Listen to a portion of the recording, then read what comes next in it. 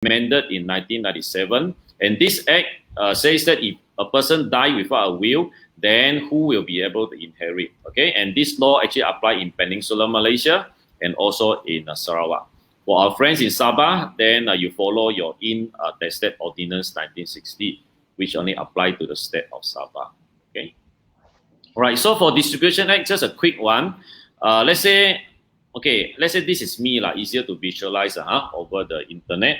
And then I dies, and then I left behind a father, 80 years old, a wife, and 3 children.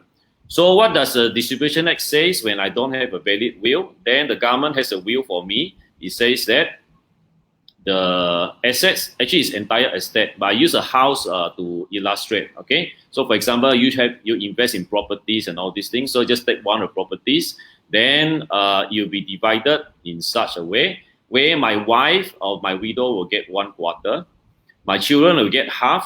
And after 1997 amendment of the Distribution Act, it complicates the matter a bit more, where my surviving parent, okay, in this case, my father inherits 1/4.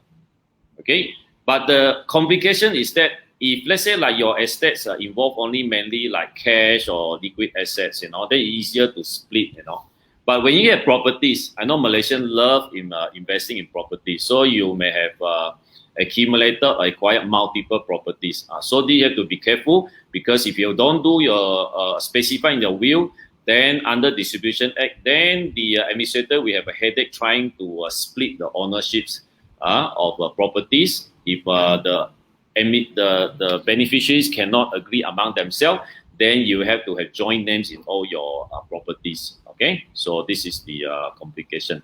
And to complicate the matters further, my father already very old, and assuming that after he inherit this 1/4, after this 1/4 of this undivided share of this property is given to him under his name. After subsequently he passes on, he dies. Then the next question is, this 1/4 of this property, who will inherit? Okay, when we follow the Distribution Act, then it will follow in such a way that when my fathers die, then no other beneficiary except children, they're given to children. Okay, so from my point of view, is to my own brother and sister. Yep. But from my wife, my widow point of view is the brother and sister-in-law. Okay, so this becomes a very complicated. Yeah, and of course other assets we have not looked at it, but most of them are liquid assets, so less of an issue. All right, so this one, I just tell you a story. I was in Penang many years ago, and then my colleagues were driving me around Penang Island, And then when I saw this bungalow, I said, stop, your car. I want to take a photo of that. He said, why?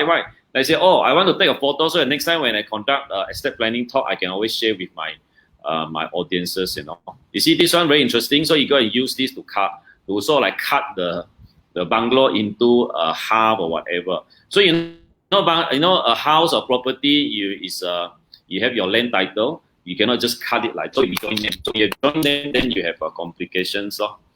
Okay, so this one is just to talk about the Distribution Act, who dies, leaving behind who, and who will inherit. This one you can just Google it on your own, or you can just